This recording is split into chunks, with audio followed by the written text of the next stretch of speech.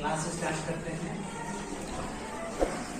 सब लोग आप लोग जितना भी कॉपी के विद्यालय में सब बंद कर दीजिए और मेरे बात को ध्यान से सुनिए। आप जरूर पूछेंगे, सब लोग ध्यान से देखिएगा। आज डेट क्या है?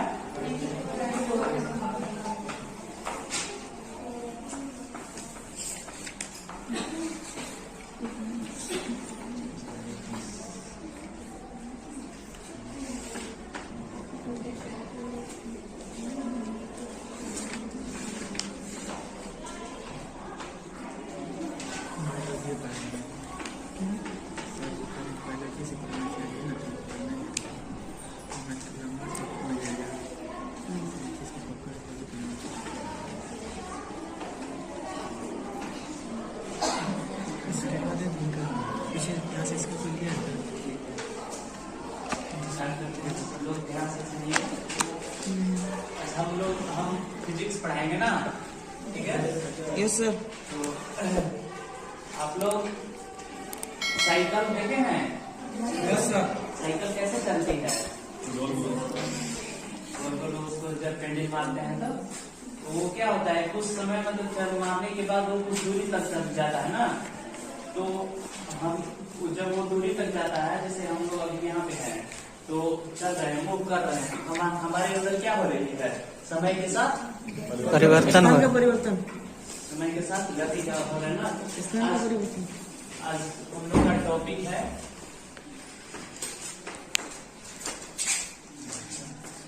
गति। आज गति के बारे में सीखेंगे। गति क्या होता है? गति की परिभाषा किसी को मालूम है? गति की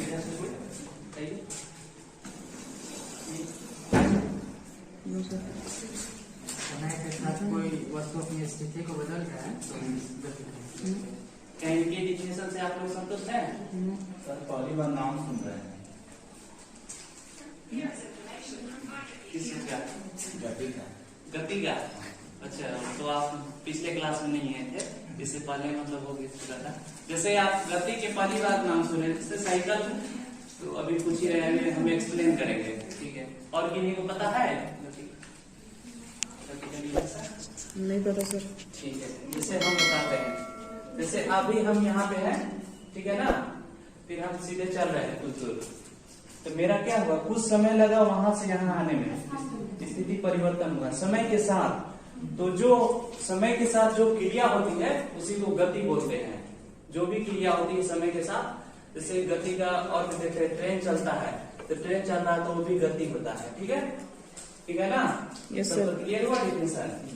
गति क्या होता है? समय के साथ अपनी स्थिति को परिवर्तन करना, जो क्रिया होती है उसी को गति बोलते हैं।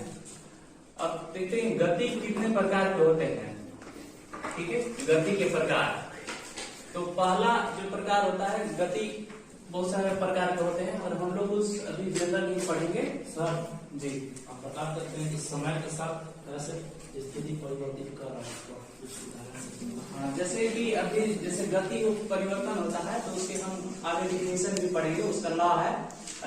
गति जो है बहुत प्रकार के नियम को फॉलो करते हैं, जैसे न्यूटन का, अभी उसके बारे में पढ़ेंगे, उसका कैसे मतलब वो नियम लागू करता है गति का, ठीक है? तो गति के प्रकार, इनको गति के प्रकार स्टार्ट करते हैं।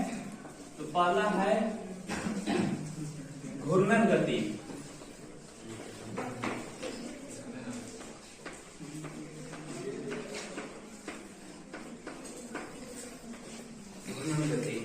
अभी जैसे देखिए ये फैन दिख रहा है आप लोगों को? Yes sir.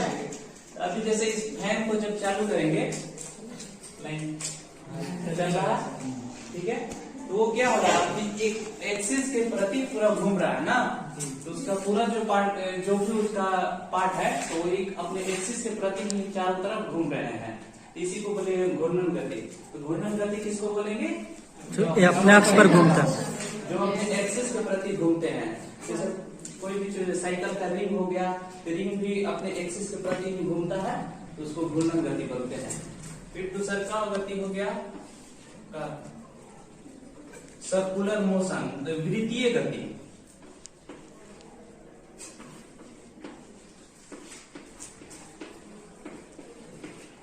इसमें देखिए क्या होता है कि कोई भी चीज जो है अपने वृत्त के प्रति, यहाँ से लिखा गया है वृत्त के प्रति वो चारों तरफ घूमता है।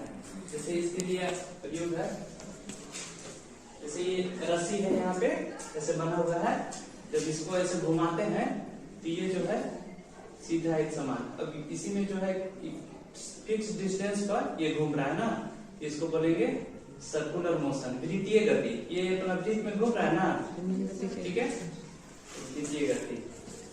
और एक होता है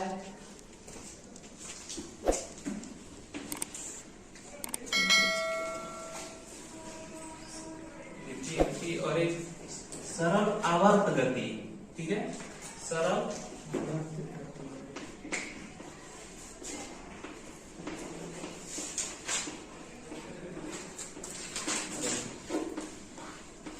सरल आवर्त गति। सरल आवर्त गति किसको बोलते हैं? जैसे कि इसमें क्या होता है, कोई भी पार्टिकल, जो भी इसका पार्टिकल होता है वो अपने एक्सिस के प्रति उसी चीज को टाइम, फिक्स टाइम के साथ उसी पाथ को अपना दोहराते हैं। जैसे आप लोग दोनों जी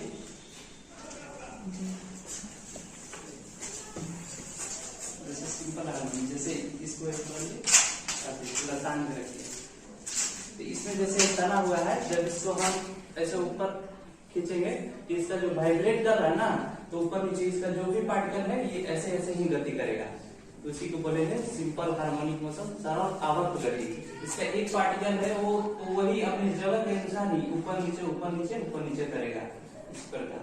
एक्सिस इसका यही हुआ ना, एक्सिस अभी ये है, इसमें नोड और इंटरनोड बनता है। जैसे यहाँ पकड़ लिए तो अब देखिए इसको करने के बाद इधर नहीं वाइब्रेट करेगा, यहाँ से यहाँ तक वाइब्रेट करेगा, और इसमें इधर से करने पर इसमें दो एक्सिस है तो दोनों जगह बनेगा।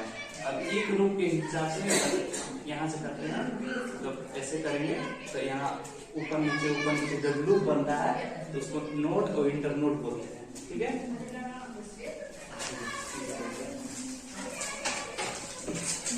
होता है लीनियर मोशन, रेखीय गति।